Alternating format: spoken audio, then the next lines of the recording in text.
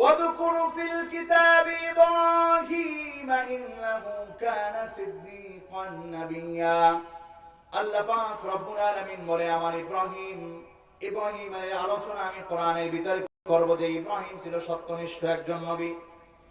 ইয ক্বালা লিআবিহি, তার বাবাকে বলল, ইয়া আবাতি লিমা তা'বুদু মা লা ইয়াসমা'ু ওয়া লা ইউবসিরু ওয়া লা ইউগনি আনকা শাইআ।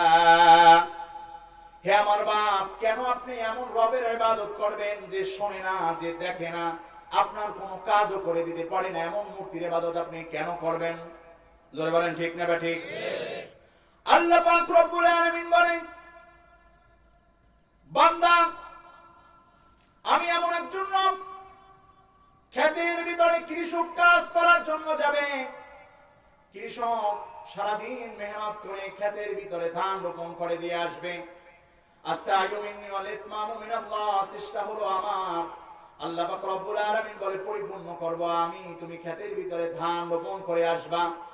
আমি এমন একজন রব, ওই ধানকে একটা গাছ বানাইয়া প্রত্যেক শিরা উপশিরায় এক একটা করে ধান দিয়া এর ভিতরে চাল তৈরি করে দিয়ে আমি আল্লাহ তোমাকে চাল তৈরি করে ভাতের ব্যবস্থা করে তোমাকে রিজিকের ব্যবস্থা করে দিব।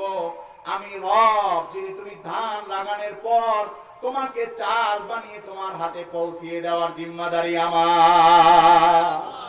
জোরে বলেন ঠিক না ঠিক? এই জন্য বলেন, ইয়া আবাতি লিমা তা'বুদু, কেন আপনি তার ইবাদত করবেন?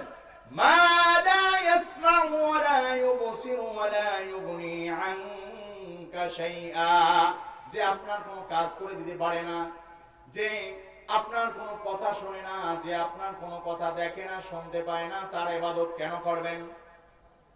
ইব্রাহিম আলাইহিস সালাতু ওয়াস সালাম যে সর্বপ্রথম মূর্তির বিরুদ্ধে জিহাদ করেছে, জোরে বলেন ঠিক না ঠিক?